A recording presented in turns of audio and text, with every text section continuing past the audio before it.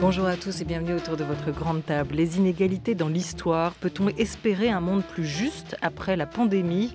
Sans choc violent, pas de réduction du grand écart entre les riches et les pauvres, prévient l'historien autrichien Walter Scheidel, professeur à Stanford en Californie, auteur d'un livre somme sur le sujet qui paraît chez Actes Sud. Mais d'abord, un polar historique diffusé depuis hier soir sur Canal, Paris Police 1900, remet à l'écran la violence sociale et politique au tournant du XXe siècle.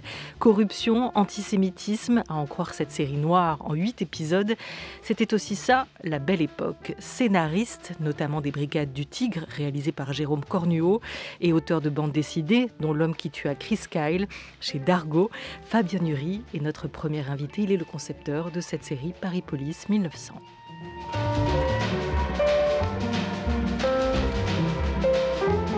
La grande table. Olivier Gesbert. J'ai aucune raison de me plaindre de ma vie, il ne manquerait plus que ça. Je suis fils d'un petit paysan du midi de la France et j'ai eu l'existence de laquelle je pouvais rêver, moi qui voulais connaître le monde et qui rêvais de voyager et de connaître d'autres cultures. J'ai été au-delà du satisfait, j'ai été comblé, je le suis encore. Il m'arrive tous les jours de découvrir sur cette planète qui est tout sauf ennuyeuse, des recoins que je ne connais pas, des choses que j'aimerais explorer. Chaque œuvre de théâtre, chaque livre, souvent, est une occasion d'exploration, de connaissance et de gai savoir. Et je n'ai aucune raison d'être, après ça, insupportable, agaçant ou hirsute. Il était tout, écrivain, scénariste, parolier, metteur en scène, mais il était d'abord une voix chaude, rocailleuse, intelligente. Jean-Claude Carrière, le gai savoir en bandoulière, s'en est allé à 89 ans dans son sommeil, explorer une nouvelle contrée, avec, on imagine, toujours la même curiosité. Il aimait le cinéma, les livres, les dessins, les religions, l'astrophysique et aussi le vin, mais en vrai, il n'aimait rien tant que les gens. Côté scénario, l'ancien président de la FEMIS a multiplié les collaborations, et pas des moindres, Jacques Tati, Louise Buñuel, Godard, Louis Malle, Milos Forman, Philippe Garrel et tant d'autres, et un certain Volker Schlöndorff. Ensemble, ils ont notamment adapté Le Tambour de Günter Grass, Oscar du meilleur film étranger, Palme d'Or en 1979, et puis aussi Le Roi des Aulnes de Michel Tournier. Henri Leblanc, on lui a passé un coup de fil ce matin à Volker Schlöndorff quand il a appris la nouvelle. Il a demandé au réalisateur allemand, oscarisé, comment c'était d'écrire avec lui, avec Jean-Claude Carrière, à deux mains. Très facile. C'était même la joie déjà quand on se préparait le matin et je savais je travaillais avec Jean-Claude, la journée était sauvée. D'abord d'ailleurs, il ne travaillait que le matin, de 9h à midi, maximum midi et demi, parce qu'il dit plus de 3 heures de concentration, c'est difficile, ça ne donne plus rien. Et l'après-midi, il se retirait pour écrire ce qu'on avait discuté le matin. Et ce qui était formidable, déjà, ce côté très relax et de toujours suivre la première idée qui venait à l'esprit, presque comme l'écriture automatique, de faire confiance à la première idée qui vient. La première, c'est la bonne. En tout cas, on l'écrit. Si elle vient pas, il se met à griffonner sur un bout de papier, il essaie de dessiner la situation comme un comique, comme une bande dessinée. Et souvent de ça vient l'idée même de la scène, la chute. Il faut rappeler qu'il a été gagman pour Tati. Donc, le temps passe à toute vitesse. C'est formidable. Il est toujours positif. Ce qui est négatif est éliminé. Enfin, c'est une grande école pour la vie, pas seulement pour l'écriture. C'est comme ça qu'on devrait vivre. D'ailleurs, il disait, la plupart des gens vivent comme s'ils vivaient une première fois à l'essai et après, ça va être pour de vrai. C'est comme pour l'écriture, il ne faut pas d'abord écrire un scénario pour voir une première version. Non, la première version, c'est la définitive. Comme dans la vie, dès qu'on vit, c'est définitif. On ne peut pas y revenir, on ne peut pas faire de rature ni écrire une deuxième version. Homme de cinéma, de littérature, de théâtre, Jean-Claude Carrière avait le goût des mots. Comme un voyage vers les autres, vers des cultures et des mondes différents. Volker Schlöndorff, d'où lui venait cette curiosité selon vous ? De l'enfance. Je crois que son livre le plus révélateur s'appelle « Le vin bourru », expression que je ne connaissais pas, où il décrit son enfance dans une ferme dans le sud-ouest où ses parents étaient petits vignerons, artisans. Et il décrit son enfance à travers les instruments des artisans, la pioche, la machine, des mots que souvent on ne connaît plus. Et là, on voit que l'enfant a observé exactement ce que faisait le paysan, ce que faisait tel artisan, de quel instrument il disposait. Et il a décortiqué le monde comme ça. Et je crois que c'est cette curiosité-là qui l'a entraîné dès son plus jeune âge. Jean-Claude Carrière disait souvent qu'un scénario est un rêve de film. Est-ce que, selon vous, il avait un projet qu'il rêvait de faire et qu'il n'a jamais pu concrétiser ? Nous-mêmes, on en a eu un. C'était une idée à lui, ça s'appelait Hôtel de la Paix. Ça devait être un grand hôtel à Vienne ou à Genève ou quelque part où il se tiendrait une conférence sur le désarmement et donc délégation soviétique et américaine. Et dans cet hôtel a atterri une aventurière qui ne peut plus payer sa note. Et elle se met de la conférence. Voilà. Ça devait être à l'époque un Achigola d'ailleurs. Quel regard portait Jean-Claude Carrière sur notre époque ? Un œil amusé, un œil sévère ? Non, un œil plutôt sévère. Il ne faut pas se tromper. Je veux dire, c'était pas un comique, c'était un anarchiste.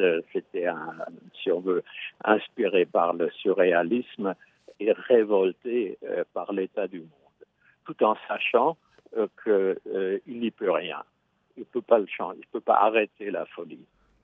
Voilà, énorme bosseur, Volker Schlöndorff en témoigne à propos de Jean-Claude Carrière dans un entretien de 2014. D'ailleurs, Jean-Claude Carrière revenait sur la place des rencontres et du hasard dans son parcours et dans sa vie. Il faut se méfier du hasard dans ce qu'on écrit. C'est le hasard Buñuel disait toujours, et c'est une phrase qu'il faut répéter, il faut toujours accueillir le hasard dans la vie et le refuser dans les scénarios. Parce que on tombe dans le mélo, dans l'opéra où très souvent on parle de quelqu'un. Ah ben tiens, justement, il arrive, le voilà. Vous voyez, ça, il faut s'en méfier beaucoup.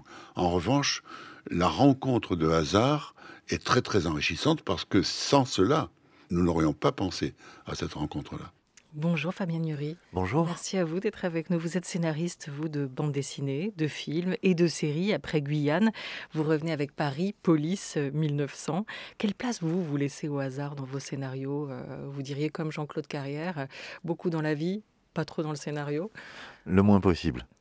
J'écris des polars essentiellement, des romans noirs, des scénarios historiques qui sont beaucoup plus symphoniques que jazzy en fait, et ça laisse peu de place à l'improvisation. Donc le hasard s'impose à moi, et c'est vrai que de temps en temps il faut savoir en profiter, même si mes scénarios à moi sont des constructions mentales assez... il y a une mécanique lourde dans le récit qui est à l'œuvre, et c'est pas forcément les genres qui se prêtent le mieux à l'intégration du hasard dans la narration. Je dirais que l'étude de caractère ou alors le récit de voyage se prête mieux au hasard. L'incertitude participe du plaisir. En revanche, si vous êtes sur une mécanique de thriller, il vaut mieux savoir qui a tué pour savoir quels indices on va trouver. Exactement. Bon, alors voilà. Est-ce que vous croyez quand même dans l'écriture, vous, à la force du premier trait de plume, comme Volker Schlöndorff le disait à propos de Jean-Claude Carrière, ou est-ce que vous êtes du genre, au contraire, à écrire, réécrire, raturer, découper, reprendre, jusqu'à ce que votre copie vous semble parfaite? J'ai envie de répondre les deux, mon capitaine. Le premier trait de plume, c'est l'intention, c'est central, c'est la source de l'envie. Vous lui faites confiance. Et il faut lui faire confiance, surtout il faut faire confiance et reconnaître la subjectivité. Il ne faut pas prétendre parler au nom de la logique. Ceci est le résultat d'une envie et d'une envie pure. Et après, on travaille beaucoup, on reconstruit beaucoup, on corrige, on amende, mais on ne doit pas perdre de vue cette première intention. Et pour moi, c'est particulièrement sensible dans des genres où a priori l'écriture peut paraître cérébrale, mais en fait on cherche à atteindre une forme de viscéralité, une forme d'émotion assez primale qui sera dans l'effort, parfois dans la souffrance, et qui va nourrir l'empathie que vous avez pour les personnages. Donc je cherche ce moment où j'arrive enfin à échapper à la mécanique. De Jean-Claude Carrière, et on terminera là-dessus, sur ce point avec vous aussi, Fabien Nury. Qu'est-ce qu'on retiendra, outre ces collaborations magnifiques, en fait, le nombre de gens qu'il a su rassembler en étant le dénominateur commun peut-être de toutes ces rencontres. Vous retiendrez aussi que le scénariste est un conteur. Bien sûr, en fait, c'était un colosse, donc des gens différents retiendront des choses différentes parce qu'il y a tellement à prendre dans cette œuvre. Évidemment, je pourrais vous parler du Journal d'une femme de chambre, qui est un film magnifique et un grand classique. Moi, j'ai une immense tendresse pour, par exemple, des séries B qu'il a faites en s'amusant. Je pense à Un homme est mort de Jacques Deray, qu'ils ont écrit vite fait à Los Angeles, 2 Français perdus dans cette grande ville, préparant un petit polar pour Trintignant. Et ils ont réussi à transformer une série B mécanique en hallucination d'expatriés. Et ils ont réussi donc à véhiculer leur propre émotion face à cette ville tentaculaire, grande et sale, à en éviter les clichés de représentation. Quand vous êtes français et que vous allez filmer Los Angeles, vaut mieux éviter le panneau Hollywood, si vous voyez ce que je veux dire. Ils ont filmé tout le reste, il y a une spontanéité et il arrive effectivement à nous véhiculer, je pense que là il y a la patte de Carrière, l'intérêt qu'il a pour cette altérité de la ville et pour cette nouveauté. Je trouve le titre de Un homme est mort, le titre anglais, particulièrement révélateur de Carrière, The Outside Man. Vous voyez, c'est le regard de l'outsider qui reste. Et je trouve ça très beau d'arriver à préserver ce regard. Une curiosité sans pour autant vouloir perpétuellement s'identifier à ce qu'on trouve. Voilà, un colosse qui savait vivre et qui savait regarder et écouter les autres.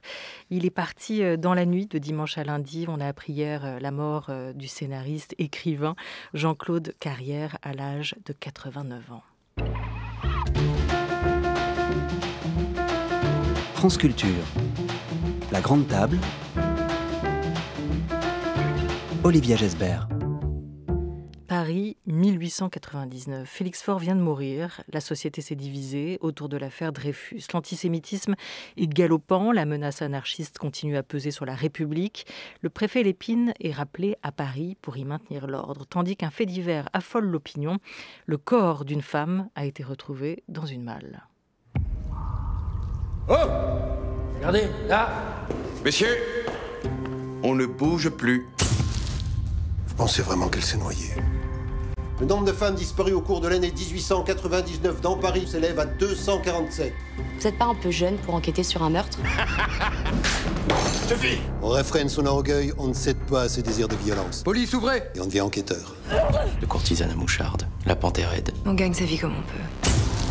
Elle fera un informateur splendide pour la sûreté parisienne. Bienvenue à l'anti-juif.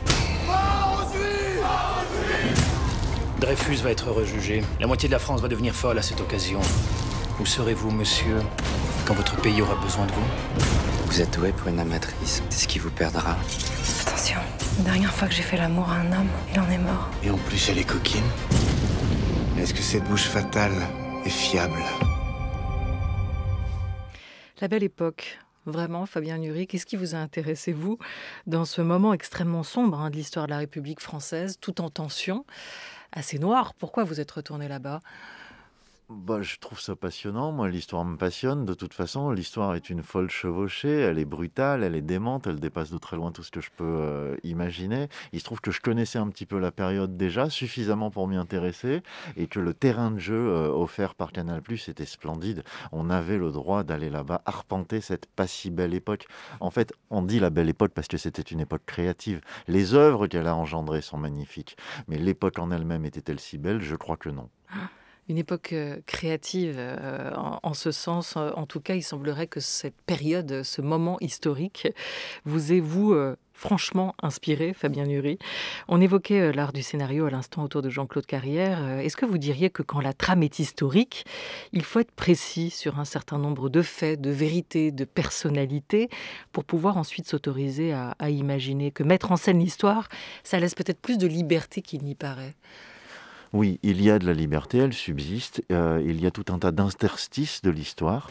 Pour ma part, je suis un auteur de fiction, essentiellement. J'ai écrit un documentaire une fois, mais à part ça, je fais de la fiction. Donc, j'ai le droit d'évoquer et non de démontrer. J'ai le droit de relier des affaires qui ne sont pas reliées, si tant est que les spectateurs ou lecteurs soient prévenus par avance. Là, j'espère qu'ils le sont, et cela me donne de la liberté. Mais toutes mes idées viennent de la documentation. Ce que je trouve est beaucoup plus fort que ce que j'invente. Et vous vous documentez beaucoup. Oui, et j'y prends énormément de Ça, c'est le plaisir. point de départ. Ouais. Oui, toute la richesse de l'univers vient de la documentation.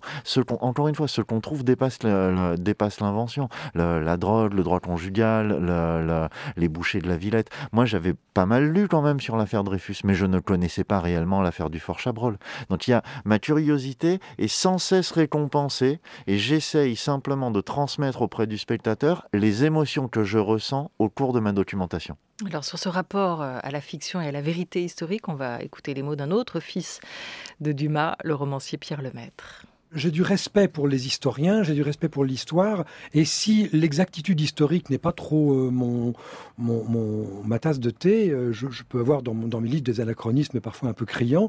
Je les cultive pas exprès, mais ça peut arriver. En revanche, la vérité historique me passionne, et je pense qu'il y a là, pour le coup, une responsabilité qui n'est pas seulement littéraire, mais qui est aussi morale de la part chez le romancier, qui est de ne pas tordre le cou à l'histoire. Parce que si vous tordez le cou à l'histoire et si vous faites fi de la vérité historique, vous pouvez très bien pousser le curseur au bout et faire à la limite un livre qui serait révisionniste, ce qui serait incompatible avec ce que je suis. Voilà, et on imagine incompatible aussi avec ce que vous êtes, Fabien Nury. Bien sûr, il existe un sens de l'histoire. Je peux dramatiser, je peux simplifier, je peux extrapoler, mais je ne dois pas pour autant mentir ou surtout servir un propos qui, lui, serait atroce. Là, en l'occurrence, il y a des thèmes graves qui sont abordés dans cette série et il ne doit y avoir aucune ambiguïté dans ce que j'en pense, en fait. En revanche, cela laisse tout de même de l'espace, plus qu'on ne pense, à la création. Même avec un minimum de rigueur historique et avec une recherche de précision narrative, on trouve des espaces de jeu finalement plus nombreux que quand on se contente de rester à la surface. Alors, ils sont peut-être pas dans le décor, mais assurément dans la mise en scène aussi, ces espaces de jeu. On va citer quand même le nom de Pierre Kéféléan, qui est le chef décorateur dans la série, et c'est aussi lui qui l'était dans l'adaptation du roman Au revoir là-haut de Pierre Lemaitre par Albert Dupontel. Et il y a un travail énorme qui a été fait sur les décors dans cette série. Vous avez tourné où ? On a tourné partout dans Paris et autour de Paris. Le travail de Pierre est éblouissant. Je voudrais aussi citer Anaïs Roman, la costumière, qui a fait un travail merveilleux, qui a travaillé autant que la mise en scène et autant que les comédiens eux-mêmes à la définition des personnages et à leur donner vie. Et je sais à quel point tous les comédiens et toutes les comédiennes ont apprécié la façon dont Anaïs les aidait à se projeter dans le rôle. Maintenant, tout ceci demande pas mal de rigueur, effectivement, parce que vous aurez 60 mètres de rue, mais pas 80. Vous pouvez faire telle scène, mais pas telle autre. Dans un décor comme ça, il faut que personne traîne en basket. Donc il y a effectivement une lourdeur et on essaye de dépasser cette inertie, c'est-à-dire de tout mettre en place pour que la comédienne puisse, ou le comédien, exprimer quelque chose d'immédiatement compréhensible, d'empathique, parfois de viscéral, parfois de violent, mais aussi parfois de drôle. Je me permets d'insister sur la présence d'humour dans cette série, même s'il est parfois assez noir. Et ces espaces de jeu-là, on travaille beaucoup pour les aménager, mais ensuite c'est à eux que ça appartient. C'est une entrée dans les coulisses de l'histoire, mais aussi par l'humain, par les personnages. Et cette galerie de personnages, elle est absolument géniale. Ça va de Bertillon, ils ont existé, et son sens de la mesure. Ça va du préfet Lépine à sa rectitude, de la courtisane qui devient espionne à Jeanne Chauvin, première femme avocate de Paris, et puis les bouchers de la Villette. Ça, c'est une histoire que moi, je connaissais assez peu. Et je ne sais pas d'ailleurs où vous avez tourné ces scènes-là. Est-ce que c'était dans d'anciens abattoirs à Paris ou C'était une usine désaffectée à 60 km de Paris dans laquelle nous avons reconstitué les abattoirs. Pierre a fait un travail extraordinaire sur les abattoirs. Il m'a dit, à la lecture des scripts, il s'est projeté dedans à partir de la première scène aux abattoirs. Il savait qu'il allait faire ça, même si ça allait être difficile, à partir de cette scène-là. Il y a toujours un morceau qui vous aide à vous projeter. Et c'est pareil pour les grands techniciens, pour les artistes, pour tout ça. Il y a ce morceau qui emporte le morceau. Et du coup, là, pour Pierre, c'était ça. Et effectivement, moi, je connaissais mal l'histoire des bouchers de la Villette. Parce qu'il est dit dans la série que c'était un groupe politique. Et c'est vrai qu'on a l'impression qu'à cette époque-là, à cette période-là, tout était politique. Tout le monde était politique. Oui, tout était politisé. Je veux dire, il n'y a rien de moderne dans les médias politiques, par exemple. Il n'y a rien de moderne dans les médias d'opinion. Chaque camp politique avait son média, ô combien véhément. On était bien avant les lois Guesso. Et d'ailleurs, ça nous montre la nécessité et l'intérêt des lois Guesso. Donc, il y avait tout ça. Et les bouchers de la Villette servaient de force de frappe à la Ligue antisémite de France. Mais le simple fait qu'il puisse exister une horreur intitulée Ligue antisémite de France, déjà nous laisse tous rêveurs, je pense. Et donc, il se servait de ces bouchers de la Villette, lesquels régnaient sur la cité du sang. Je veux dire, quoi de mieux pour un roman noir ou pour une série noire que de commencer à aborder ce genre d'univers, sachant que la série permet aussi d'aller regarder les strates plus élevées de la société. Là, il y avait matière à une belle circulation et à des véritables enjeux. Tout de même, ces groupes politiques ont cherché à renverser la République en 1899. Lépine lui-même a témoigné devant l'Assemblée, jamais la République n'a connu un tel danger. Donc je pense qu'il a peut-être un peu exagéré, mais il témoignait officiellement devant l'Assemblée dans une affaire d'atteinte à la sûreté de l'État. Alors, il y avait la Ligue, mais il y avait aussi le journal qui l'accompagnait, l'anti-juif. Oui, encore une horreur. 3 lecteurs ou c'était un journal qui était très lu? Oui, 120 000 de tirage des fois. C'était un journal qui était très lu. Ouais, on oublie le poids de la presse à l'époque. Oui, et c'était une presse d'une infinie virulence, qui n'était donc à peu près pas censurée, et puis là, en l'occurrence, en plus, entre la Ligue et le Canard, c'était surtout un commerce, c'était un petit racket.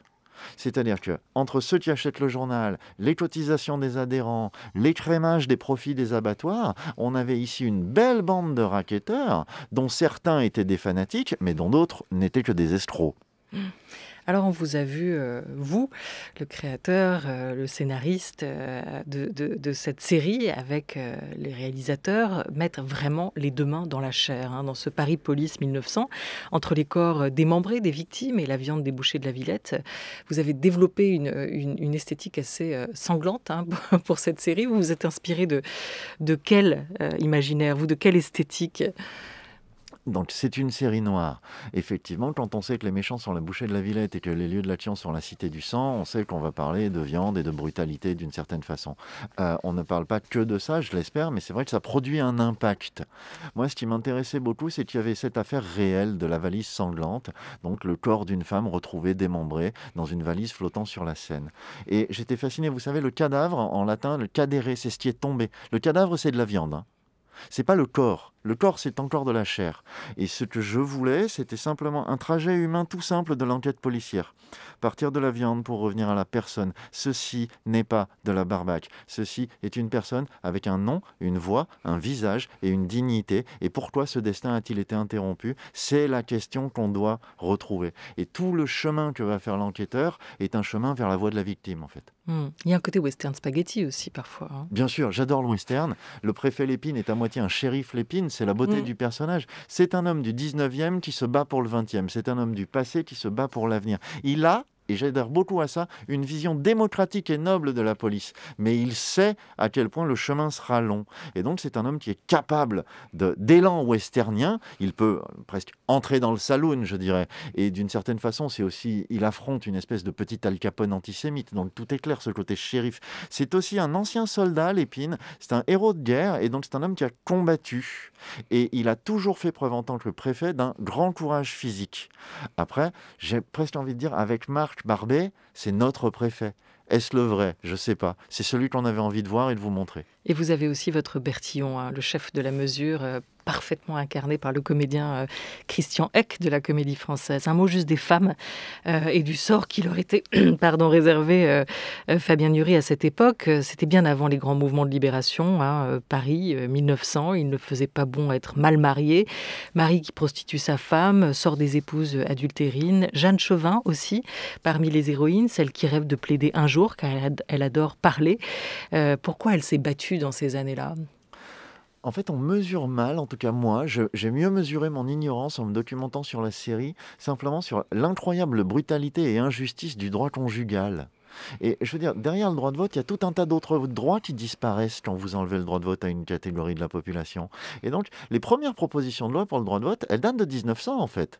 Le féminisme était déjà tout à fait actif, on n'est que quelques années avant les suffragettes. La lutte a bien commencé, mais elle sera retardée pendant 45 ans par le Sénat, cette loi sur le droit de vote. Et tous ces autres droits qui disparaissent, on avait la chance de les illustrer. Et donc, évidemment qu'il y a une exploitation sociale, économique et parfois sexuelle. Et donc tout ça est un univers d'une assez grande brutalité masculine, c'est un patriarcat brutal en fait, et il m'a paru intéressant et même vital là-dedans de développer des personnages féminins résistants, actifs, malins, des femmes qui on leur a servi des cartes qui étaient peut-être pas les meilleures, mais c'est elles qui jouent le mieux. Et du coup, il me semble qu'il y a au moins 4 protagonistes féminins.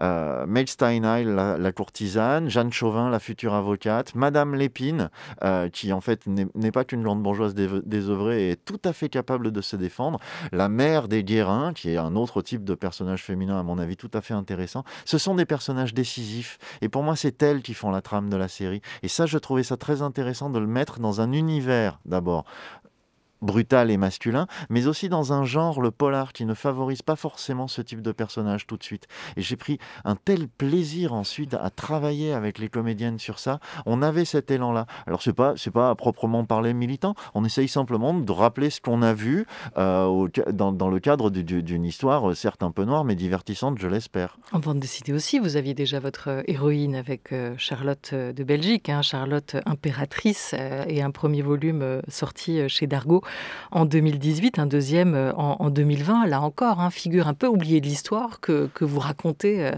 réellement dans toute sa puissance retrouvée.